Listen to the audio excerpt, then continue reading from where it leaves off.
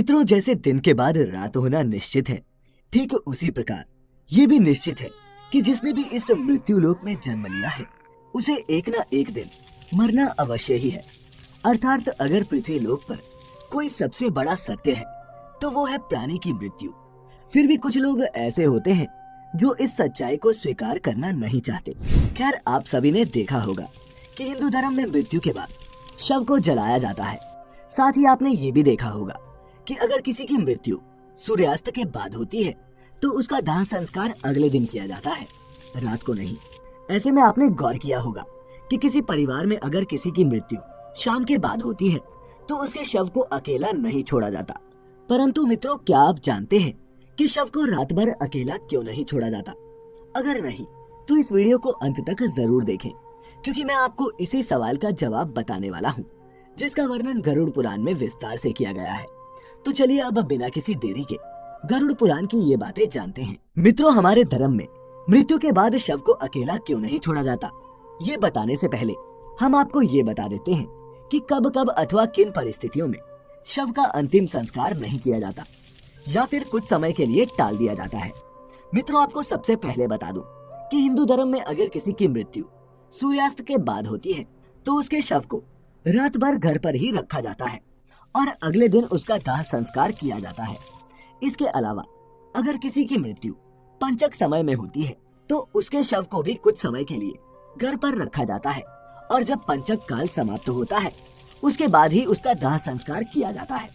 क्योंकि गरुड़ पुराण में बताया गया है कि अगर सूर्यास्त के बाद अथवा पंचक समय में किसी मृत शरीर का दाह संस्कार किया जाए तो उसे मोक्ष की प्राप्ति नहीं होती। इसीलिए अगर कोई रात में मर जाए तो ऐसी स्थिति में लाश को लेकर शमशान घाट नहीं जाते और लाश को घर पर ही रखा जाता है।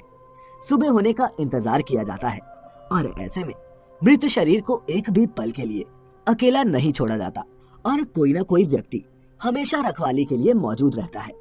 मृत शरीर को अकेला नहीं छोड़ने का सबसे बड़ा कारण है कि अगर शव को अकेला छोड़ दिया जाए तो हो सकता है कि कुत्ते बिल्ली जैसे जानवर उसे नोच खाए।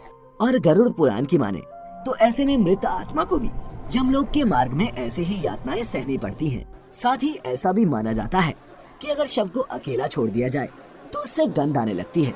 ऐसे में ये जरूरी हो जाता है कि वहाँ कोई न कोई व्यक्ति बैठा रहे और धूप या अगरबत्ती शव के चारों तरफ जलाता रहे ताकि शव से आने वाली दुर्गंध चारों ओर न फैले।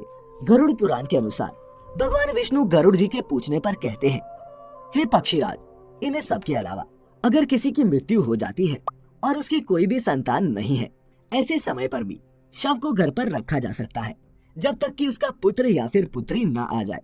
क्योंकि जब खुद की संतान मृत शरीर को मुखाग्नि नहीं देती तो उसका उद्धार नहीं हो पाता, अर्थात वह कई वर्षों तक इसी मृत्यु लोक में भटकता रहता है।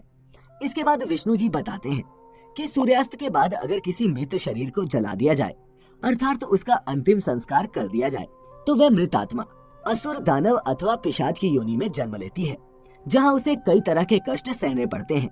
और यही वजह है कि हिंदू धर्म में रात को अंतिम संस्कार करने से मना किया गया है।